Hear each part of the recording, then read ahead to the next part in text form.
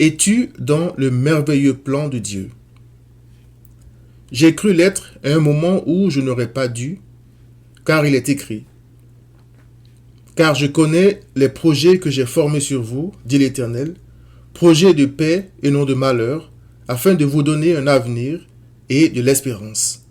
Jérémie 29, verset 11. Ce verset m'a plusieurs fois été cité comme un slogan de recrutement qui s'appliquait à moi alors que je ne croyais pas en Christ. Satan s'en était servi pour endormir ma conscience. Il me disait que Dieu m'aimait malgré ma désobéissance et mes offenses. C'est une chose grave de dire à un homme que tout va bien alors qu'il est sur le chemin de l'enfer. Je m'explique. Les promesses de paix et de bonheur de Dieu sont uniquement pour ceux qui sont unis à Christ par la foi.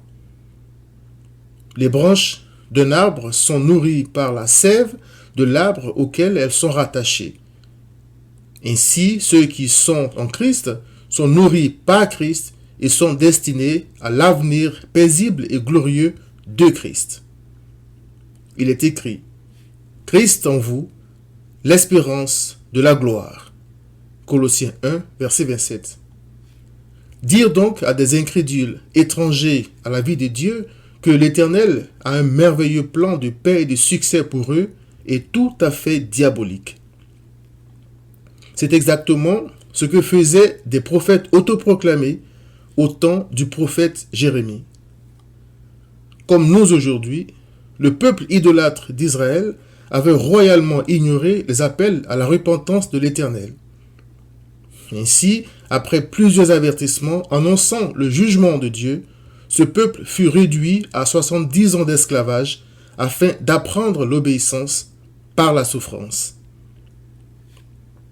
Parmi ce peuple, comme parmi nous aujourd'hui, il y avait des agents de Satan déguisés en hommes de Dieu.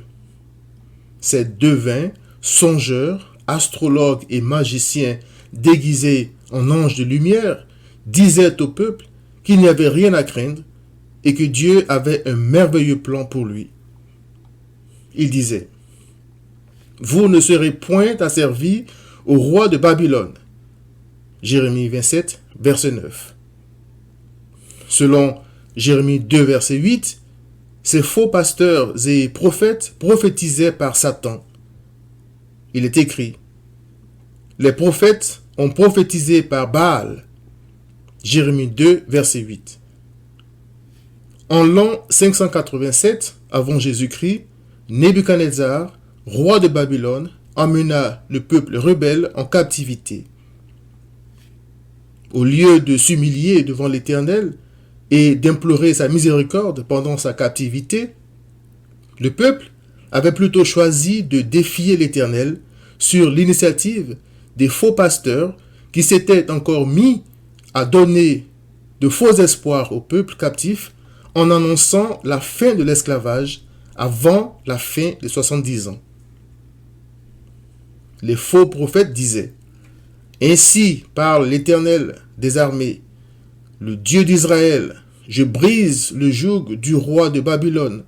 Encore 2 années, et je fais revenir dans ce lieu tous les ustensiles de la maison de l'Éternel que Nebuchadnezzar, roi de Babylone, a enlevé de ce lieu et qu'il a emporté à Babylone. » Jérémie 28, verset 2.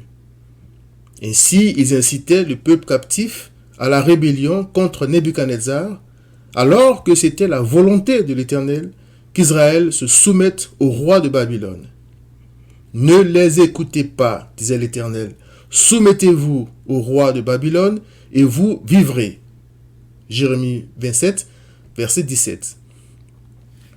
C'est dans ce contexte que l'Éternel parla à Jérémie en disant, « Dès que 70 ans seront écoulés pour Babylone, je me souviendrai de vous et j'accomplirai à votre égard ma bonne parole en vous ramenant dans ce lieu. Car je connais les projets que j'ai formés sur vous, dit l'Éternel, projets de paix et non de malheur, afin de vous donner un avenir et de l'espérance, si vous me cherchez de tout votre cœur. » Jérémie 29, versets 10 à 14. Chercher Dieu de tout son cœur consiste à renoncer à l'idolâtrie et à n'adorer que l'Éternel seul et parfaitement. Cela s'est toujours soldé par des échecs pour tous les fils d'Adam. C'est pourquoi Christ est venu s'offrir en sacrifice afin que sa parfaite obéissance devienne l'obéissance de ceux qui croient en lui et qui sont attachés à lui comme les branches d'un arbre le sont à l'arbre qui les porte. Cher ami, chercher l'Éternel de tout son cœur, c'est donc croire en Christ et demeurer en lui par sa grâce. C'est en lui que sont toutes les bénédictions de Dieu. Il est écrit: Béni soit Dieu, le Père de notre Seigneur Jésus-Christ, qui nous a bénis de toutes sortes de bénédictions spirituelles dans les lieux célestes en Christ. En lui, Dieu nous a élus avant la fondation du monde pour que nous soyons saints et irrépréhensibles devant lui. Éphésiens 1, versets 3 à 4. En dehors de Christ, il n'y a que la colère de Dieu, selon qu'il est écrit: Dieu est un juste juge. Dieu s'irrite en tout temps, c'est-à-dire contre le pécheur. Psaume 7, verset 11.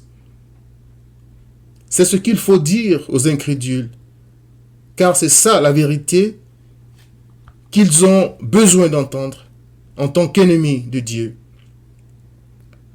Aux incrédules, justement, l'Éternel dit: Repentez-vous donc et convertissez-vous pour que vos péchés soient effacés afin que des temps de rafraîchissement viennent de la part du Seigneur.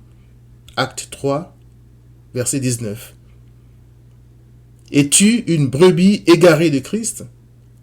Si tu as des oreilles pour entendre ce message, repens-toi, viens à Christ.